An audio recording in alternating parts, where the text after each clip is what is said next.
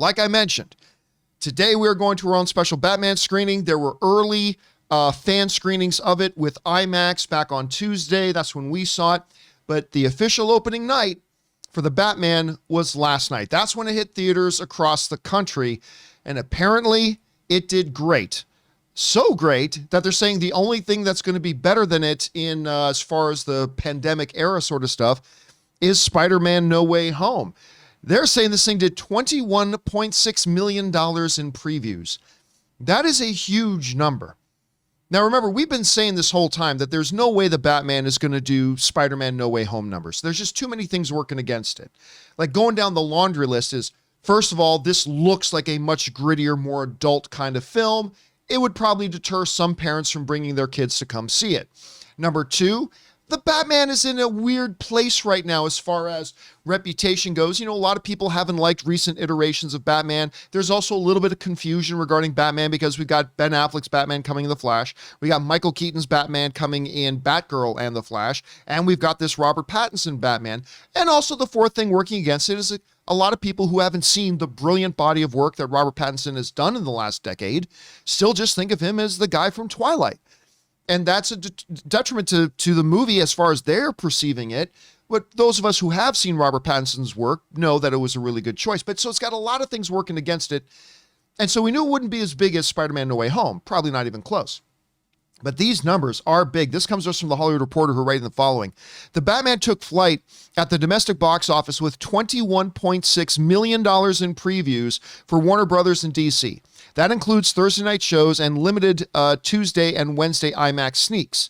The $200 million event pick, starring Robert Pattinson as the Caped Crusader, is widely expected to zoom past $100 million by Sunday and score the second best opening of the pandemic era behind Spider-Man No Way Home. The Matt Reeves directed film centers on Bruce Wayne's earlier days of fighting crime and is a rogues gallery of Batman's characters. Paul Dano plays the Riddler, a serial killer pursued by Batman, while Zoe Kravitz plays Catwoman and Colin Farrell appears as the Penguin. So, they're saying this thing is going to be huge, big opening weekend. Now, there were some numbers and projections coming out that were as low as like 80 million for opening weekend.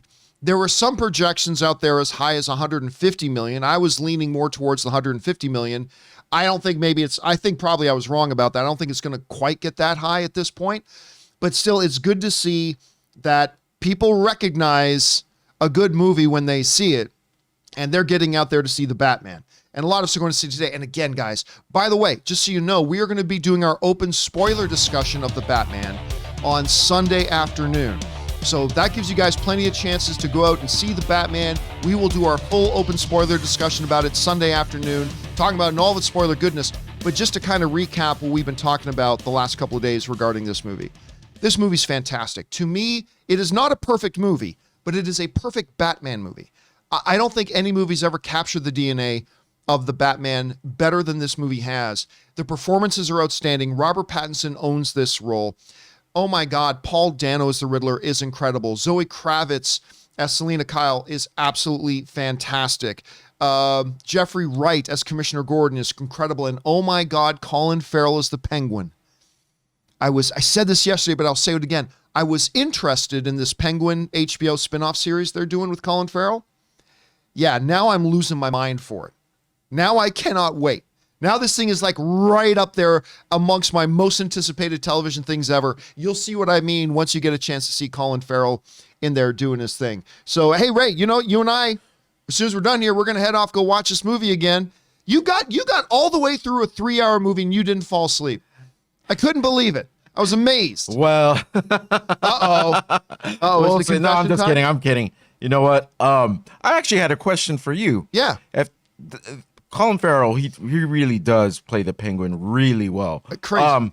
So this spinoff, without Batman, is there Batman? Well, have we heard if there's going to be Batman? Because I don't know how, I don't know. I don't know how well a spinoff would do without the Batman character at least involved. Well, I mean, it's an interesting question.